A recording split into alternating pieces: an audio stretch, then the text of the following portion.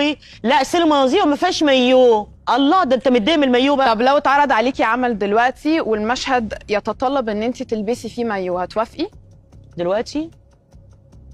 لا طبعا. لا ليه؟ ما انت قلتي نفسك تشوفي فيلم يبقى فيه مايو. لا طبعا، انا دلوقتي خلاص يعني بقيت اضخم من الاول. يعني لو كنت ارفع قوي، فانا دلوقتي ازيد وزنا، وما اقدرش اطلع بالمايو وانا وزني الزائد ده. ما اقدرش اعمل كده طبعا. يعني لازم اخس عشان اطلع بالمايو. طب لو في مشهد فيه قبلة تعمليه؟ اعمله عادي. مفيش مشكلة. مفيش مشكله. انا شايفه ان السبعينات دي افلام جميله جدا، عايزه نطور فوق منها بقى. فعايزه قبولات، وعايزه مايوهات، وعايزه على فكره وعايزة ايه تاني؟ الافلام الجميله بتاعت الابيض والاسود ده، يا ريت نعرف نعمل نص الافلام دي.